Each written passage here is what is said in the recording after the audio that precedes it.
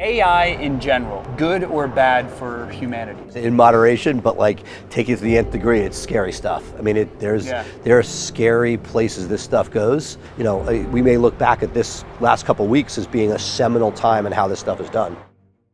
All right, so today we're going to talk about what are the big moves happening in 2023 from a marketing perspective. I'm here with Seth Price. He taught me so much about marketing when I was just getting started. So Seth, what do we need to do in 2023 to succeed? You know, as a digital geek, it's really fascinating, right? So 2022, we had the proximity update where Google was like focusing on what was really close to offices, and that became really important. And throughout the year, we've seen algorithm updates that were focusing on quality content.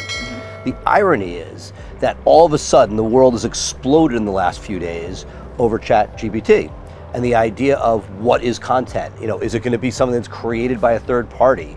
You know, do you need to get rid of all your content writers and just use that? We both know that it's not there now, but it is fascinating how quickly that is happening, and that Google is trying to push up quality content, which means they're not going to like this. They're not an investor in this. This actually has Microsoft money in it, right? Yep. Which is a total threat. Yeah. You know, and there have been internal emails within Google. So I think what we're looking at is, while Google would love to get away from links and focus on quality content, this is going to be the year where people are trying to figure out, how does AI content fit into the whole mosaic?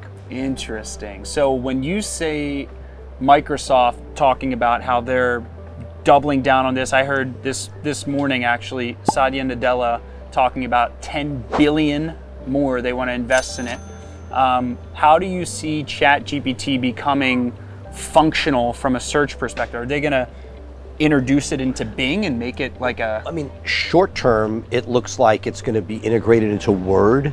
You know, like, so literally, you know, it's going to be it's going to be on Word, think of that. Right? So it's going to be part of Word. You know, look, Bing has been the second runner-up for a very long time. Is this going to change how you're finding your lawyer tomorrow? No.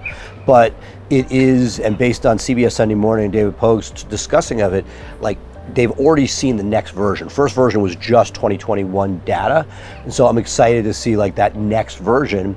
You know, are we getting rid of writers? I think that the function of writers may be different. This may be a first draft in the future. It is something we take very seriously because we don't want to do anything that upsets Google, but it is fascinating to look at where these permutations come and how it will play out. Do you think this is going to eliminate the need for low value legal work?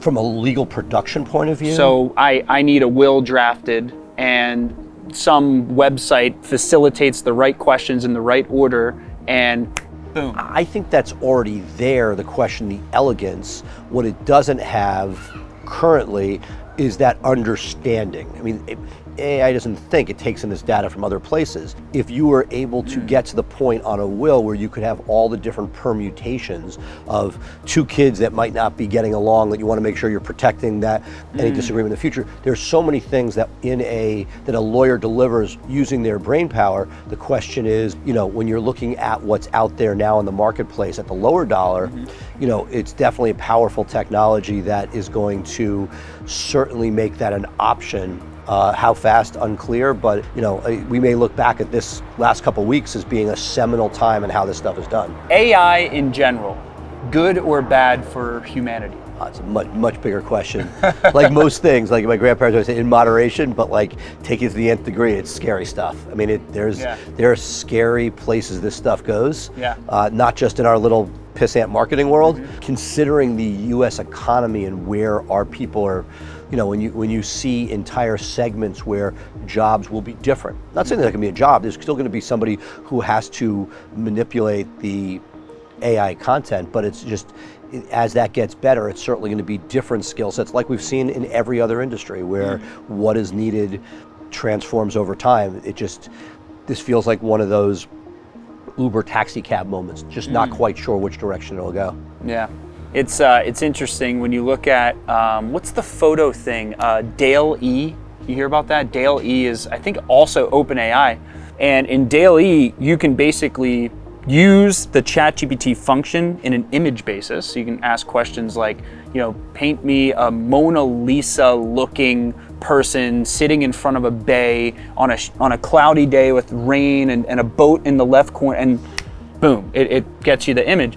If that's true, then it's reasonable to think in a short period of time that you'll be able to create deep fakes of people. And if machines, actual robot developments happen, who's to say you can't design a human being that's... Oh, and that's when the stuff gets, well beyond our little marketing purview, but there are some scary implications down the road. Yeah. Thanks, Seth.